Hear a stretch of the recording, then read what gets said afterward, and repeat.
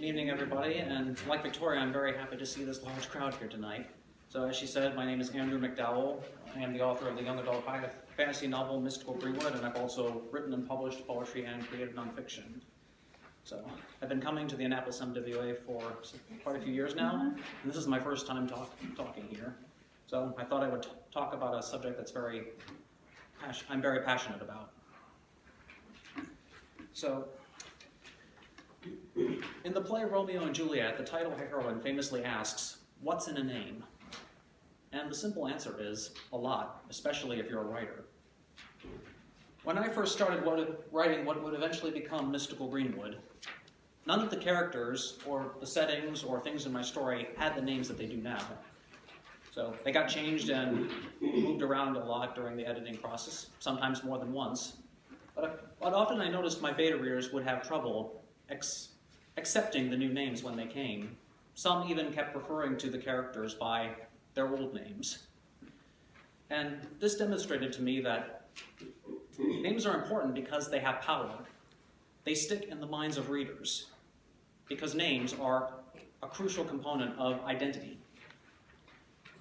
So I don't think it's any coincidence that writers will sometimes go to baby name sites to look for the names of their characters. So just by a show of hands here, how many of you here are parents? So we got quite a few. So, and did you and your spouses give a lot of time and thought into what you were going to name your children, and perhaps you had a few options in mind before you came to a final decision? Yeah, my parents did too. Well, with writing fiction, it's a similar concept, apart from the fact that there is no spouse and it's all on you. Because fictional characters, and even if you want to go with fictional settings and things, they are the children of your imagination. So in effect, you are giving birth to them. So the names you give them will help them come alive off the page and in the minds of the readers who read your stories. And so it's important that you find the right name that you feel is right for them, because the names must fit the characters, the setting, and the overall story. So in order to accomplish this, there are some important factors to keep in mind. And the first is the genre you're writing in, because in any genre, not just fantasy and science fiction, you are world building. And I find that the key to good world building in every story is how real that story feels. And so, like a name that feels out of place would make that feeling of reality crumble, because names are one of the many important factors of world building. And it can vary as to which ones are out of place depending on the genre. So, would anyone here like to take a guess as to which genre is perhaps the strictest of all when it comes to names? Romance. Sci-fi. Historical. Non-fiction. Victoria got it right, it's historical fiction. And that's because the world you're creating in historical fiction has already been laid out for you, and, more importantly, it is in the past, so it's already been set in stone. As the Ghost of Christmas Past would say to Ebenezer Scrooge, the things that have been are what they are. And so it is with names and name trends. So a lot of the sites like those listed on the second side of your handout, when you look up a name, they will give you name trends for how popular a name is now, and also how popular it was in decades past. So consider if you were writing a story set in the 18th century, and then it turns out one of your characters has a name that didn't even come into use until the 19th century, or it was popular in the 17th century but quickly died out. So that's the kind of world-building reality dilemma that I was talking about. So it's important to consider a story in terms of setting and time, where and when it took place. And certainly with historical fiction, I would personally recommend that names should at very least be semi-common for that time period. So, like somebody here mentioned sci-fi, I would say sci-fi, especially if it's futuristic or like set in another galaxy, that is perhaps the most liberating of all, because you can create your own name trends. But some, like fantasy on the other hand, can transcend like setting and time, so, and often, like with Mystical Greenwood, you can create imaginary worlds that never existed. So in that regard, you can ask yourself, if that fantasy world did exist, where and when would it have been? And granted, that isn't always an easy answer, because when I started writing Mystical Greenwood, it started out as a purely medieval period that I had in mind. But then as the research went on and I started editing, I added in elements of ancient times as well. So, moving on from setting and time, another thing to consider with genre is sometimes your story could have a certain theme or atmosphere that maybe you want to emphasize, and certainly the names can reflect that. So, in one of my earlier critique groups, a beta reader commented that she felt my story had a Gaelicness to it. And a what? Gaelicness. Gaelic. Yeah, that's the word she used. That's And certainly that was something I wanted to reflect because the story was leaning towards the direction of pro-nature with nature magic and that sort of fantasy. And that's when it dawned on me that none of the names I had really reflected that atmosphere. That they sounded way too modern for a fantasy story set in an imaginary land that would have existed in time past. So I went about changing them, and predominantly the names I chose were of Irish and Welsh origin, with some Scottish and Celtic ones mixed in there as well. Now even then, some beta readers thought new names still felt out of place, particularly the name Brian, but I pointed out to them that Brian actually originates in Irish mythology, and you will find that actually many names that found in our modern times actually came from myth. So they have an ancient origin to them. And certainly you can look at some fantasy stories like George R.R. Martin's Song of Ice and Fire, where you have just as many first and last names that can be found in the contemporary world as you do ones that don't.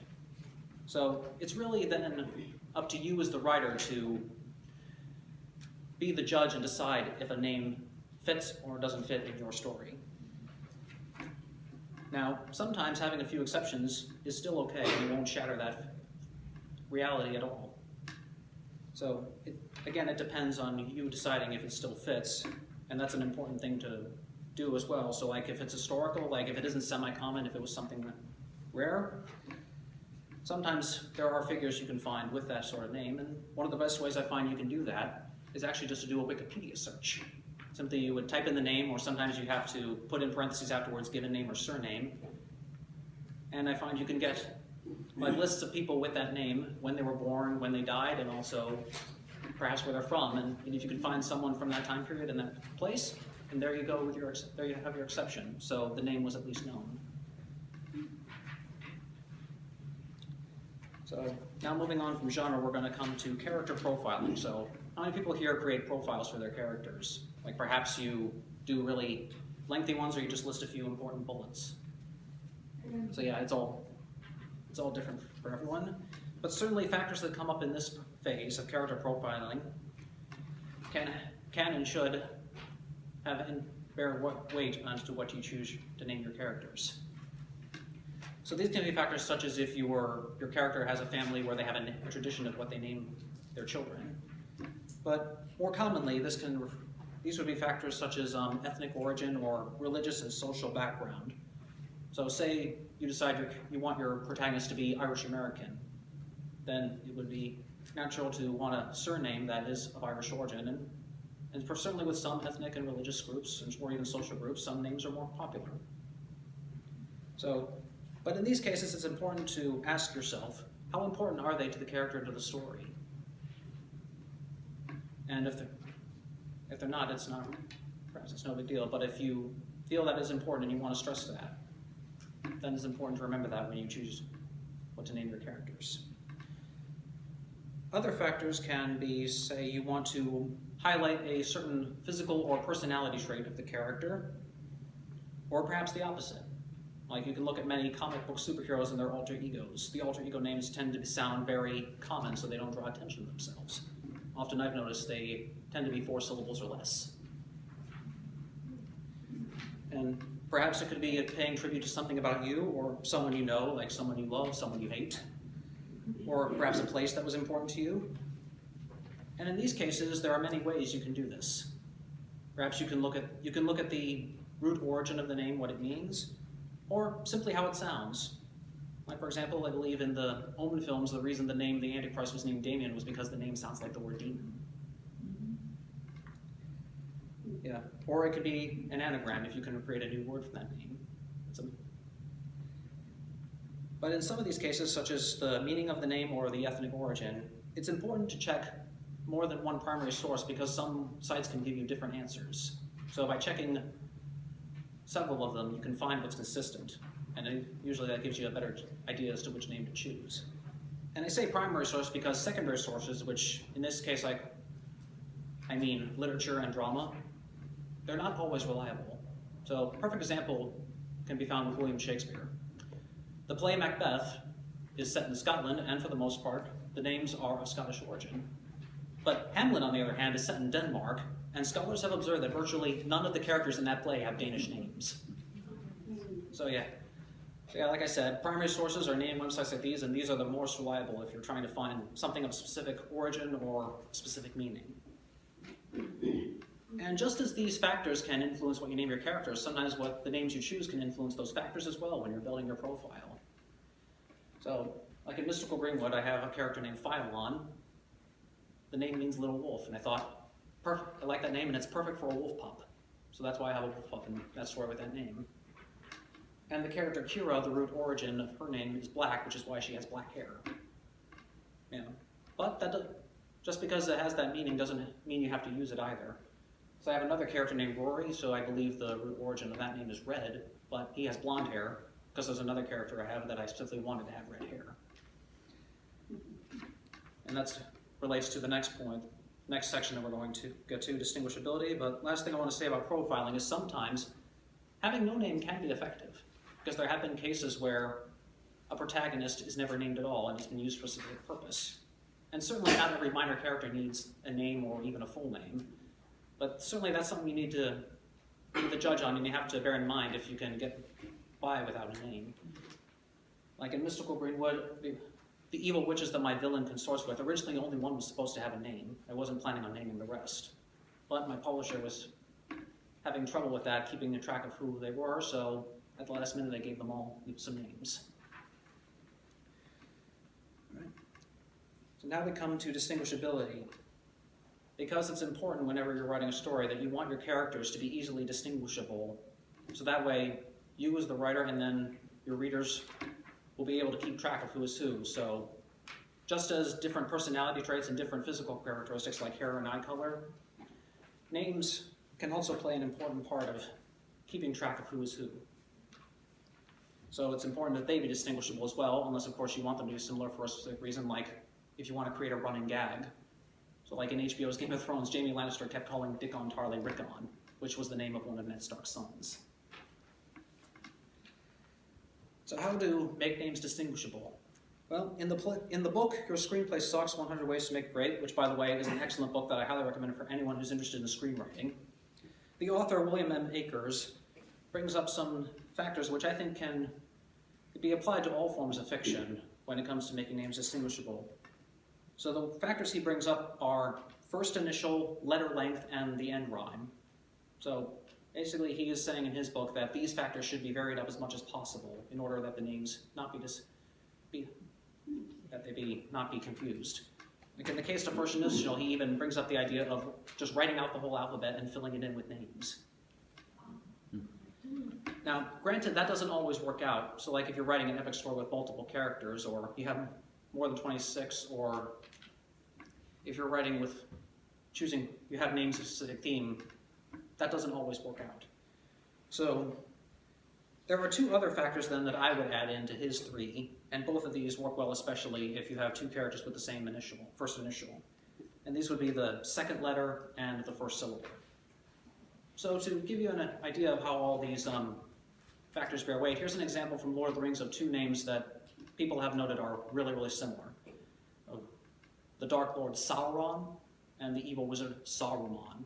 So, see the trouble there? Of all those five factors, the only one they don't have in common is letter length.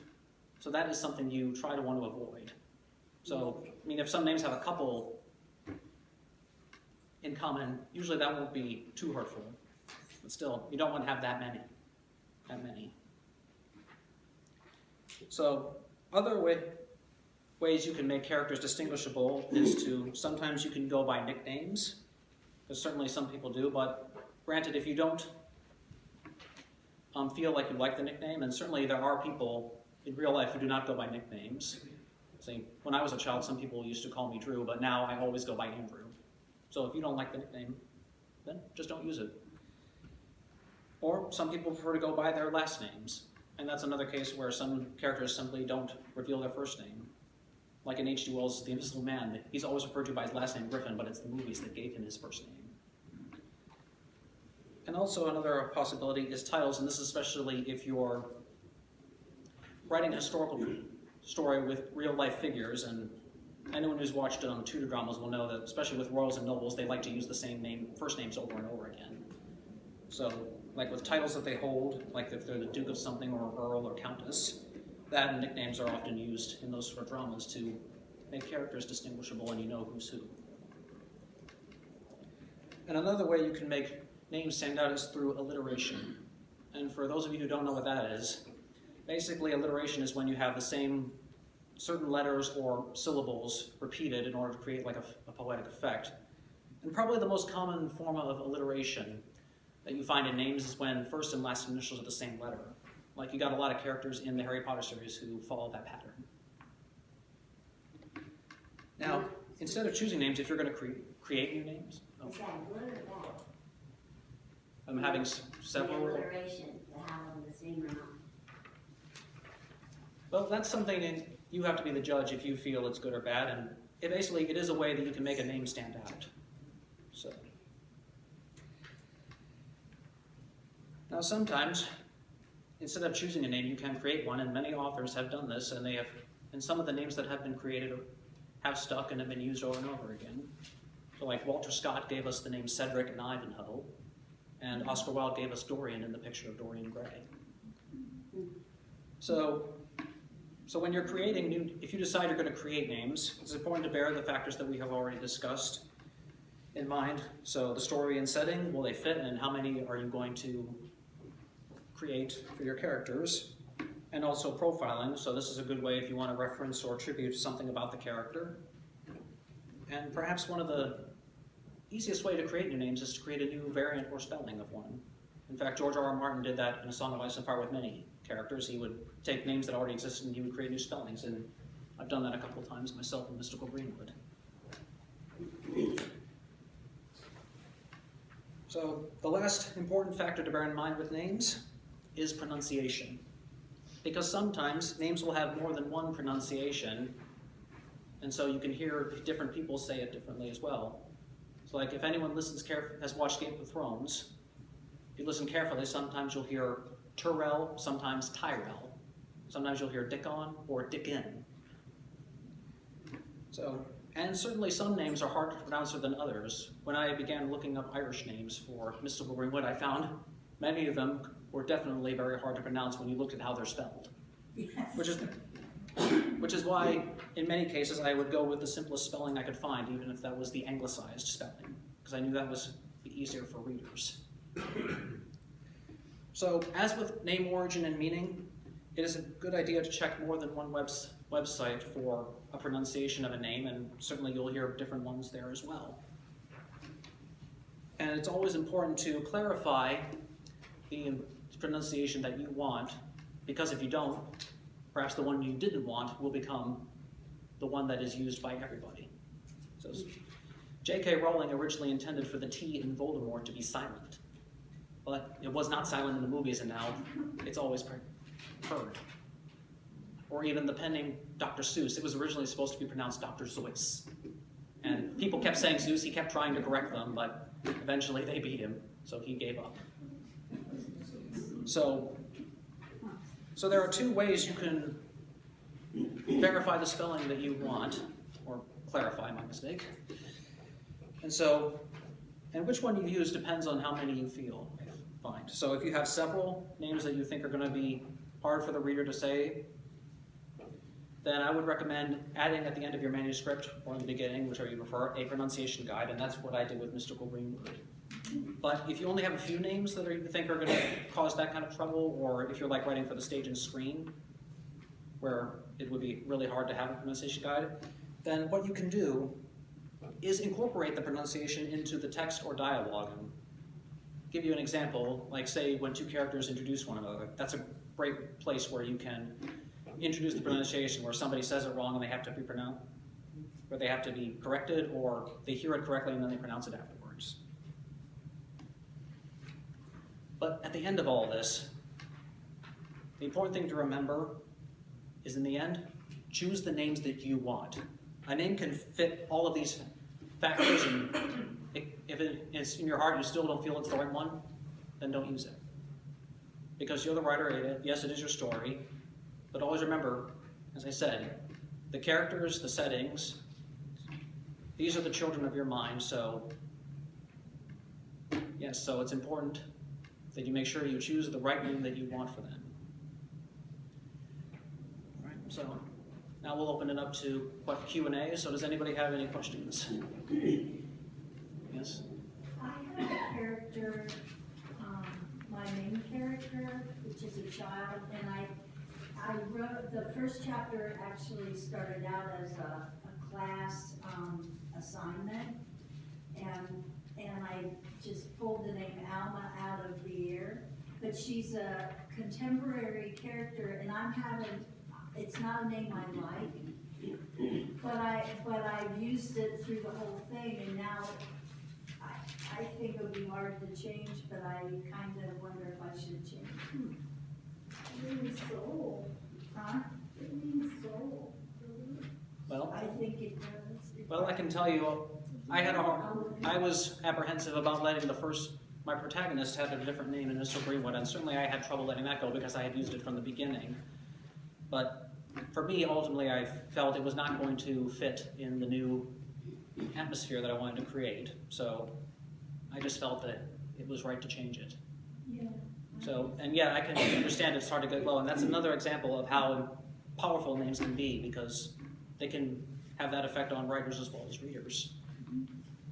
What if you're talking about two children and one of them, like Diana and Allie, Diana ends with the A that Allie starts with, does that matter? No, I wouldn't say so, because again, that's end rhyme versus first initial. So you have a question? You said you gave names to your witches. I was wondering if you gave names that had a meaning, like some sort of ominous or evil. With the ones at the last and I mean the ones that I chose at the last minute, they weren't really chosen for that at that point. But certainly the one, I think the one that I chose for the one witch at the start sounded nefarious to me. What was it? That was Nessa. It just sounded Nessa. That's how it's pronounced. I thought it sounded good for a Nessala? No, Nessa. Nessa. Yeah. Sounds like a hissing sound. Yeah, but yeah, the other witches, the names were just chosen to fit the atmosphere. We didn't really get that much thought into it because it was a last minute thing. Oh, okay. One more question. And if you have like a married couple in the book, does it matter if their two names start with the same letter?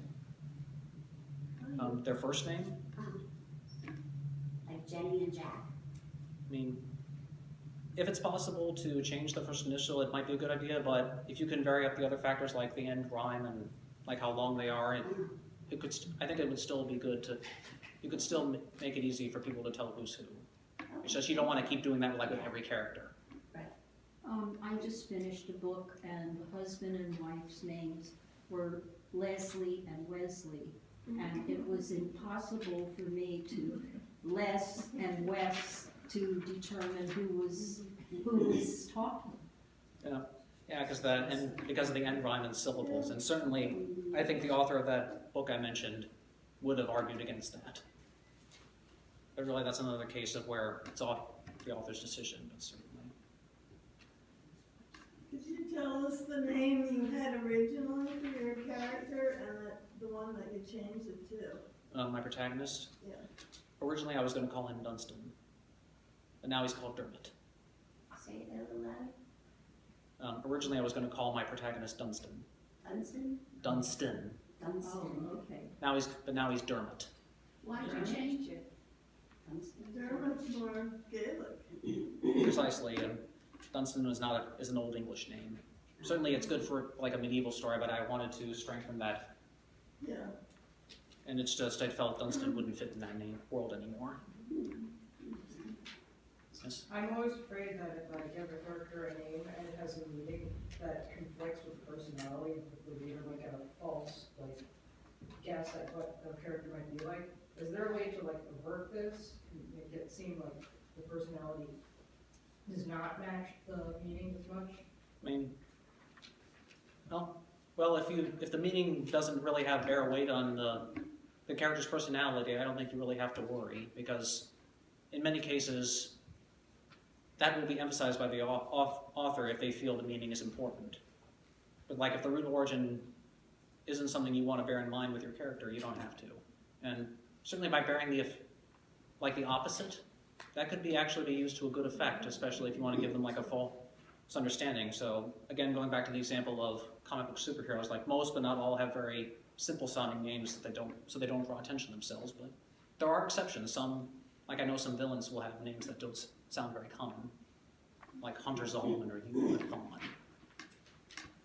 What's your thoughts on names, especially surnames, that just conjure up a really bad image, like a Hitler, Mussolini, John Wayne Gacy, Manson?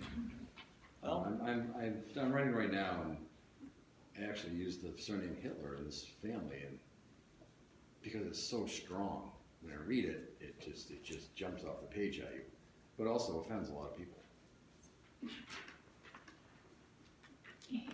well, it is your story, so ultimately it's your decision whether or not you feel it's important. But certainly, names do certainly carry that connotation, and perhaps certainly I've found sometimes when I hear a name for the first time, especially if it's a name of a villain, I will always bear that in mind every time I hear the name. But other authors will use that name for characters who are actually good. So it's really a case of personal judgment. Now, certainly I think the name Hitler would sound I mean, that much sounds too obvious, but I mean, even now, like a name like Hannibal Lecter, when people hear that, that's all you think of. Oh, certainly, but certainly the name Hannibal has been used before, Right. and not negative, but certainly it was a very important historical figure. Mhm. So it's really a personal judgment, and certainly some names will carry much more negative connotations than others. Hi, I have a character's name that is not difficult to pronounce, but it isn't pronounced at all like it looks.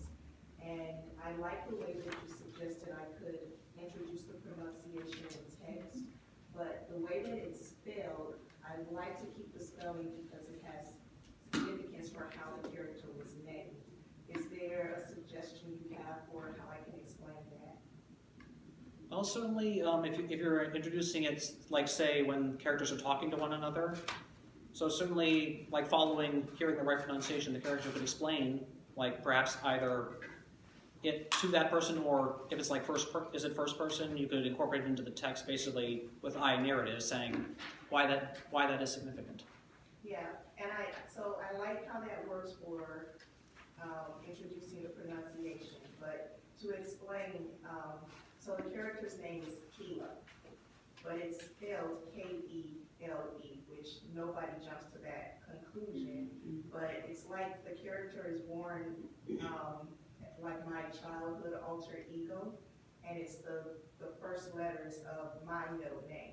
So, and that's how the first part of my middle name is pronounced Keela. So I don't want to necessarily put that in the story because the story, she doesn't want to introduce herself as the author's alter ego. You know what I mean? Well, I mean, if you can come up with a way where it's important why she was named, certainly that's like something that could be introduced, like say in a conversation afterwards, like saying, like this is how my name is pronounced and this is why I was named that way because it's important to, like say my family or to, Yeah, so like fictionalizing. or to my family's origins, for example. Yeah, Depends. okay. Thank you. Do we have any more questions? Yes. Hear your comments on a character, a main character, going by two names. For example, as a child, into his family, he'd say he's called JR. But as he goes out into the world and he gets a little older, he sheds that and he becomes Johnny. but family still calls him JR. Am I looking for a problem with two identities? I don't think so, because it is in real life. There are sometimes people who will go by one name by their friends and others by their family, and sometimes, yeah, that's quite normal. I think it's just a good idea to bear that in mind when you're telling the story, to let the readers know that someone who goes by one name, what they call themselves, like if it's a protagonist, that their family will call them something else. But yeah, I don't think that's a problem. Yeah, like, when my daughter Candy, we called her with an I at the end. When she went to 5th grade, the teacher asked, he did the roll call thing, and he asked who would like to be called by a nickname. And she raised her hand, and he said, but you already have a nickname, your name is a nickname, and she said, I want to be called Candace. And from then on, she's been Candace. Okay, just Yeah. It's like everybody's different. They have different reactions to names, because in real life, some people prefer to be called by last name, some by their middle name, and some people prefer to be called by their initials. And historically, sometimes mistakes can actually lead to what people are called. Because, like Jesse Owens, his name was James Cleveland Owens, but when he introduced himself in his classroom, I believe, as JC, the teacher heard Jesse. That's how he came to be called Jesse. And Ulysses S. Grant was born Hiram Ulysses Grant. He only became called Ulysses S. Simpson Grant because somebody wrote it as U.S. Grant when he went to West Point, I believe. So.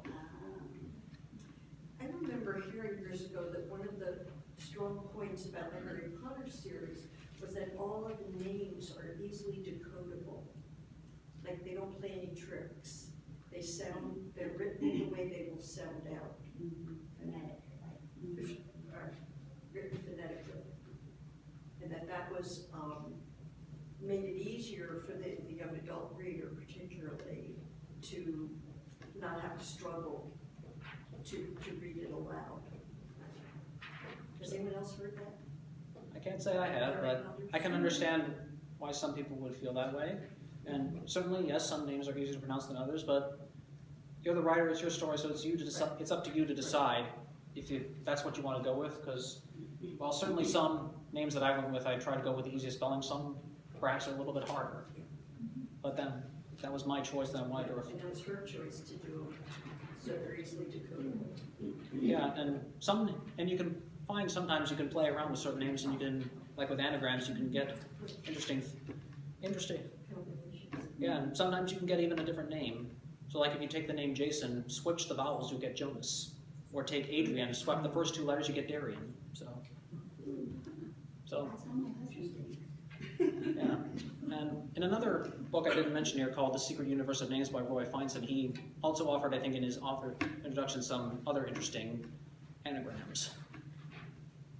So it's, Could you say that again, Oh. slowly for the old people? all right. It's called The Secret Universe of Names by Roy Feinstein, spelled Feinson. And that's another good book to look up with it, because what he does is he likes to, in that book he attributes certain names with certain personality traits. So like if you're trying to build profiles, that could be an interesting book that could give you some ideas for how.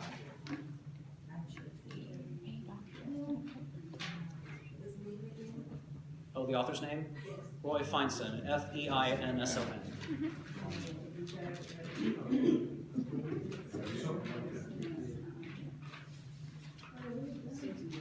So, do we have any more questions? None?